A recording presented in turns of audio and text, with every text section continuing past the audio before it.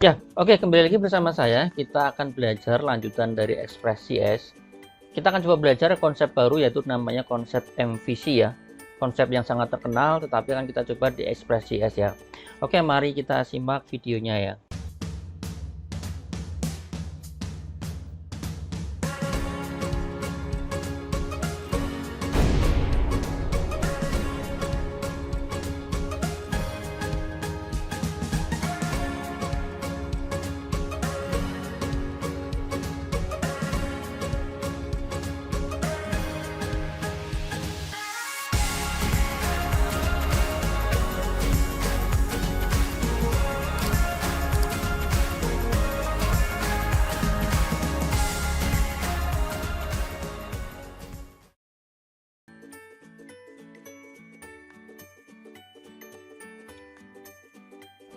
Ya, dalam dunia pemrograman yang profesional ya terutama ya, kita akan mengenal namanya konsep MVC ya, atau Model View Controller ya. Meskipun nanti kalau dalam beberapa hal Anda bisa lihat yang lain ada MMVCC atau MVCC dan yang lain-lain kurang lebih. Jadi kurang lebih konsepnya hampir sama ya. Oke, jadi MVC ini cukup terkenal dalam pengembangan sebuah aplikasi ya, terutama aplikasi yang modern dan profesional. Karena apa? Karena kita akan melihat sebuah aplikasi yang lebih mudah dan lebih terstruktur dilihatnya. Dan ini akan jadi menarik karena nanti kita akan bisa kembangkan secara tim ya, karena semuanya paham ya bahwa kita sepakat menggunakan konsep arsitektur MVC ya. Bagi Anda yang belum paham MVC, oke, kita bahas ya, kita bahas satu persatu di sini ya.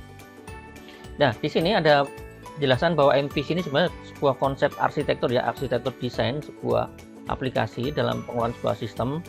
Meskipun tidak hanya di web, sebenarnya digunakan di tempat lain juga ya, tapi cukup terkenal dalam dunia web juga ya.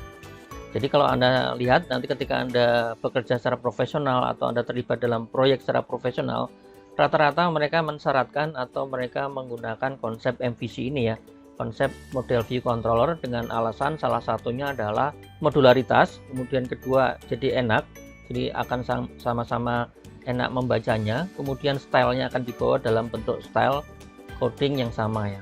Oke, kita bahas apa itu MVC secara singkat dulu ya, nanti akan kita dalami detailnya ya. Jadi MVC ini akan sebenarnya terdiri dari tiga hal ya. Kita akan memecah struktur aplikasi kita itu dalam tiga domain utama, yaitu model, view, dan controller ya. Singkatnya adalah, jadi kalau model itu hanya cukup menangani data atau menangani proses ke database, disebut sebagai model ya. Kemudian kalau view, sesuai namanya view, itu menangani terkait dengan tampilannya. Apa yang akan muncul atau tampil ke dalam user, ke dalam pengguna, itu adalah diakses menggunakan view. Sedangkan controller adalah simpelnya adalah kendali depan untuk menangani root ya. Jadi namanya control atau kendali controller ya. Kontrolnya diletakkan di sini. Nanti si controllernya akan menghubungkan ke model yang mana dan juga mengambil view yang mana. Jadi kurang lebih dia adalah pengendalinya ya. Nah, ini ada sebuah gambaran simpel ya tentang konsep MVC. Nanti ada gambar lagi setelah ini ya. Saya gambarkan secara simpel di sini ya. Jadi kita lihatnya dari sini dulu ya, user ya. Oke. User, pengguna, ketika mengakses, dia mengakses pertama kali adalah controller dulu ya. Jadi paling depan adalah controller. Ini harus Anda ingat baik-baik ya. Jadi yang diakses paling depan itu adalah controllernya ya. Oke, di sini yang paling depan adalah controllernya. Nah, di dalam controller sebenarnya dia boleh mengakses ke yang namanya model ya. Karena misalnya contoh di sini saya ingin membuka halaman berita misalnya. Berarti di sini saya harus memanipulate, baik itu select itu artinya mengambil data ya, select ke model di sini. Nah, hasilnya oke. Nah, hasilnya nanti akan diupdate ke dalam sebuah namanya view hasilnya. Dan view itu yang nanti yang akan ditampilkan kepada user ya. Jadi konsepnya kurang lebih seperti itu penggambarannya secara sederhana. Nanti akan kita gambarkan dalam bentuk yang lain. Ada beberapa referensi menggambarkan cara kerja MVC itu, ada beberapa hal tapi kurang lebih sama ya sebenarnya ya. Jadi saya ulang kembali bahwa pengguna di sini akan mengakses controller. Controller nanti bisa menggunakan model. Setelah itu nanti hasilnya ditampilkan ke view ya. Jadi controller itu sebenarnya nanti menghubungkan model dan ke view ya. Nah, oke, kita bahas sedikit agak lebih dalam tentang MVC-nya. Jadi model ini apa? Jadi model ini bertugas untuk mengatur, menyiapkan atau memanipulasi dan mengorganisasi data ya, sesuai dengan instruksi dari controller. Jadi nanti basicnya model itu isinya hanya CRUD ya. Jadi ingat ya, CRUD itu create, read, update, delete ya. Nah, nanti basic-basic dasar dari perintah-perintah itu ada di dalam model semua. Jadi ada create untuk menambah data baru, read untuk membaca data yang sudah ada, update jelas ya, update untuk update data atau modifikasi data atau edit data, dan delete untuk hapus data ya. Jadi semua model itu akan kita siapkan fungsi-fungsinya baik untuk create, read, update maupun delete ya, atau CURD ya, CRUD ya. CURD ya, CRUD. Di sini nanti akan dimasukkan dalam modelnya ya. Oke. Kemudian view jelas ya, fungsi untuk menyajikan informasi yang mudah dimengerti kepada user sesuai dengan instruksi dari controller. Nah, di sini yang penting ya, kadang-kadang view itu kadang-kadang nanti berkaitan dengan HTML dan CSS mungkin ya. Jadi nanti ada kalanya di dalam view itu nanti kode-kode HTML-nya ada di sini ya. Kemudian nanti kalau misalnya ada pembacaan dari database ya, nanti bisa ya. Nanti hasil dari pembacaan model nanti kayak di mapping di dalam view-nya. Oke. Kemudian yang ketiga, controller bertugas untuk mengatur apa yang harus dilakukan model dan view. Artinya maksudnya dilakukan apa model itu tadi ya, mau create, mau read atau update, kita mau ambil yang mana. Nah, itu diatur sama controllernya. Dan yang kedua adalah view mana yang akan ditampilkan. Jadi setelah berhasil ngambil model, view-nya mau ditampilkan yang mana. Oke, jadi konsep ini penting ya, harus Anda pahami ya dengan baik-baik ketika Anda mau masuk dalam pemrograman modern atau profesional menggunakan MVC ya. Oke, kita lanjutkan lagi. Yang harus ditampilkan berdasarkan permintaan dari user. Oke. Namun terkadang permintaan dari user tidak selalu memerlukan aksi dari model ya. Ini juga penting ya, kadang-kadang tidak semua page yang kita buat atau controller itu mengakses model ya. Kadang-kadang tinggal render ke view. Contoh kalau view-nya tidak mengakses database, ya kita tidak perlu mengakses model ya. Jadi kita langsung render ke view ya. Oke.